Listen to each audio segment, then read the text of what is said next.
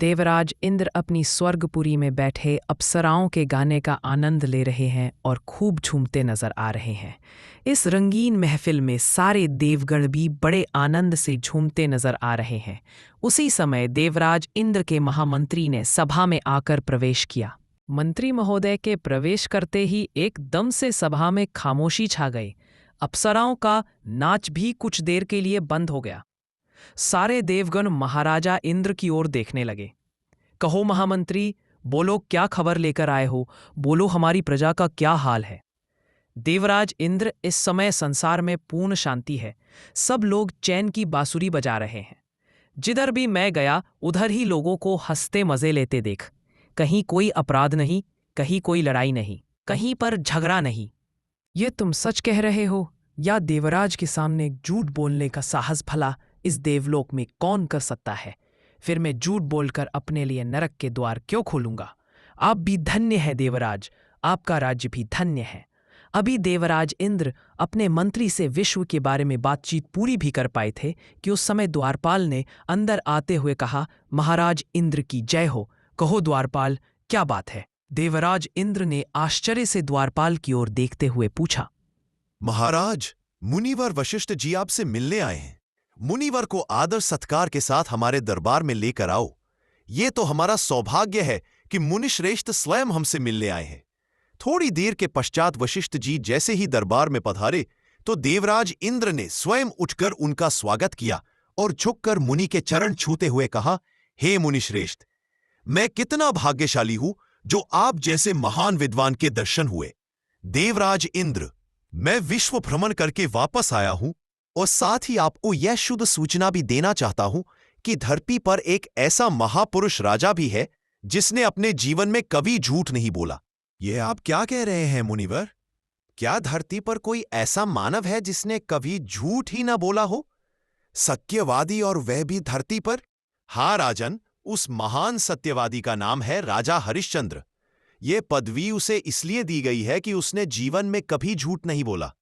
नहीं मुनिश्रेष्ठ, मैं इस बात को नहीं मान सकता कि इस माया रूपी संसार में कोई ऐसा भी इंसान होगा जिसने कभी झूठ ना बोला हो। राजन, तुम जिद्दी मत करो। जब मैं कह रहा हूं फिर भी क्या आपको संदेह लगता है?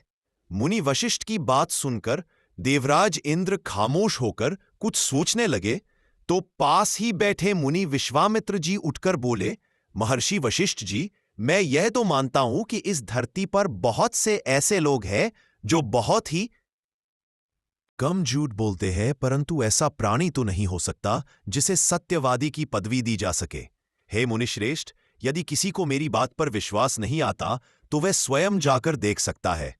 हाथ कंगन को आर्मी क्या, जाकर अपनी आंखों से देखो और चाहो तो उसकी परीक्षा भी ले लो। वशिष्ठ जी, आप क्यों किसी भले आदमी को मुसीबत में डाल रहे हो? आप जानते हो मेरी परीक्षा कितनी कठिन होगी।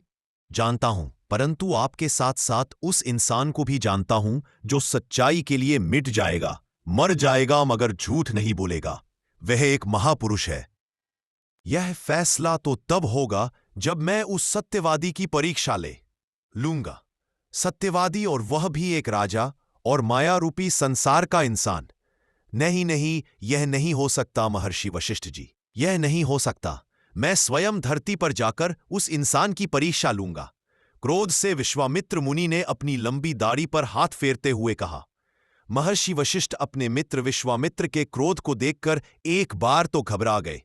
वे उनके क्रोध को अच्छी तरह जानते थे, परंतु अब क्या हो सकता था? सत्य की परीक्षा तो उन्हें लेनी ही थी।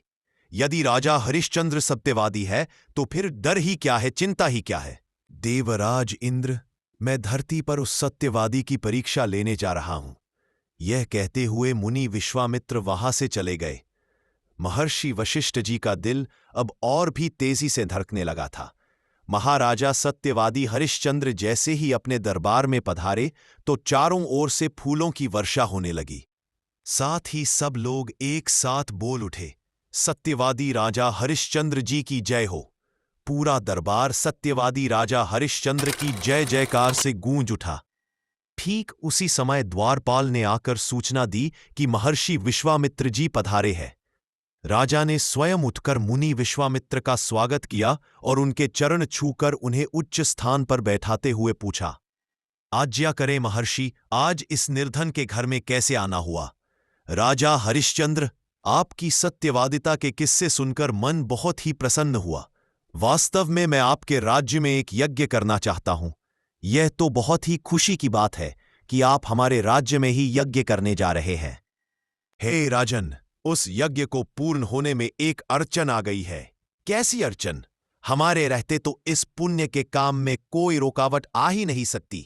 बोलो मुनिवर, मैं आपके किस काम आ सकता हूं? राजन, मुझे इस यज्ञ को पूरा करने के लिए 3 भार स्वर्ण की जरूरत है, तो इसमें चिंता की क्या बात है? यह काम तो हम अभी कर देते हैं। यह कहते हुए राजा ने अपने मंत्री से कहा कि वह अभी खजाने से 3 भार स्वर्ण ले आए। महाराज की आज्ञा का पालन करने में उसे कुछ देर न लगी। उसी समय स्वर्ण मंगवाया गया। महाराज ने स्वयं उठकर उस स्वर्ण को मुनिवर की सेवा में भेंट करते हुए कहा, लो मुनिवर, मेरी ओर से एक तुच्छ भेंट। आप अपने यज्ञ को संपूर्ण करो और मुझे आशीर्वाद दो। राजन, आप तो बहुत बड़े दानी भी हैं। यह तो हम कल्पना भी नहीं कर सकते थे। आप अभी तो इस स्वर्ण को अपने पास ही हमारी अमानत समझकर रख लो। जैसे ही हमें जरूरत पड़ेगी हम इसे ले जाएंगे। यह कहते हुए मुनि विश्वामित्र जी वहां से उठकर चले गए। उनके जाते ही दरबार में एक साध्वी ने प्रवेश किया। साध्वी के वेश में नारी को देखकर राजा हरिश्चंद्र ने उसे हाथ जोड़कर प्रणाम करते हुए पूछा, कहो देवी, कैसे आना हुआ? महाराज, मैं तो एक साध्वी हूं जो प्रभु भक्ति में खोई हुई इधर से उधर घूमती रहती हूं। इधर जैसे ही आपके राज्य में प्रवेश किया तो आपकी बहुत कीर्ति सुनी थी, दर्शन करने चली आई। यह तो मेरा सौभाग्य है देवी, परंतु एक बात मेरी समझ में नहीं आ रही कि इस जवानी की आयु में साधु बनने की क्या तुक हो सकती है। राजन, आप नहीं जानते, सच तो यह है कि गृहस्थी जीवन में लीन लोग त्यागी जीवन को नहीं समझते। प्रभु के गीत गाना, भजन करना ही हमारा जीवन है। उसने अपने सितार को कंधे पर रखते हुए कहा, देवी, क्या आप हमें भी प्रभु भक्ति के गीत सुना सकती हो? हाँ हाँ, क्यों नहीं। महाराज की आज्ञा का पालन करना तो हमारा कर्तव्य है। यह कहते हुए साध्वी भजन सुनाने लगी। महाराजा हरिश्चंद्र उस भजन को सुनकर बहुत ही प्रभावित हुए और जैसे भजन समाप्त हुआ, उन्होंने अपने गले में पहना मोतियों का हार उसे इनाम में देते हुए कहा, आप धन्य है देवी, आपने तो हमारा मन ही जीत लिया है। यह सब प्रभु की देन है महाराज। वैसे यह सोना चांदी हीरे हम साधुओं को शोभा नहीं देते, यह तो आप जैसे राजाओं को ही शोभा देते हैं। इसलिए इस मोतियों के हार को अपने पास ही रखें तो अच्छा है। हे देवी, मैं आपकी खुशी का मुंह मांगा इनाम देना चाहता हूं। बोलो, आप क्या स्वीकार करेंगी? क्या वास्तव में ही तुम मेरी इच्छा पूरी करना चाहते हो? हाँ देवी, जरा एक बार फिर सोच लो राजन। वैसे कहने और करने में बड़ा अंतर होता है। मैं सत्यवादी हरिश्चंद्र हूं। मैं जो भी कहता हूं उसे करके ही दिखाता हूं। यह हार तो मैं तुम्हें इनाम में दे रहा था, फिर इनकार क्यों? महाराज, यदि आप मुझ पर इतने ही प्रसन्न हैं तो फिर आप मुझे अपनी पत्नी बना ले और इसके पश्चात मुझे आभूषण पहना दे।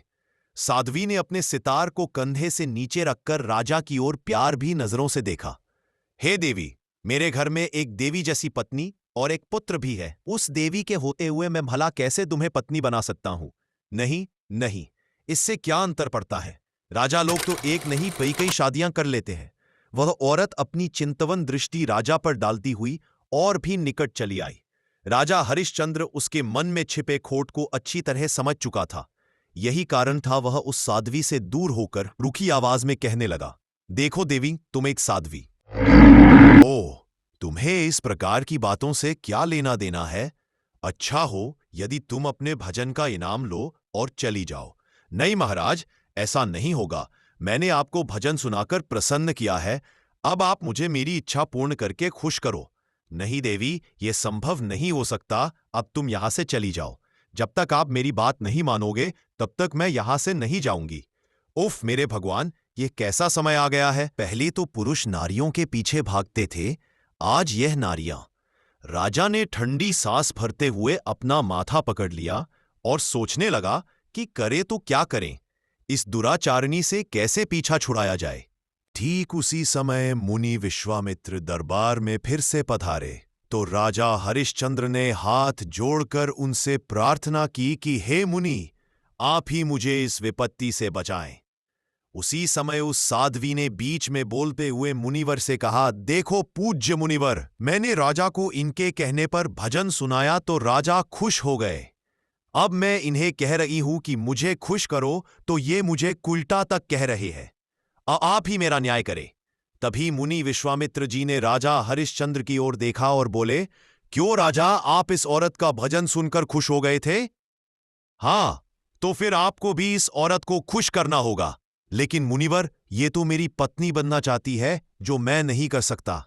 हे राजन, यदि तुम एक बार ये कह दो कि मुझे तुम्हारा भजन पसंद नहीं आया, तो ये औरत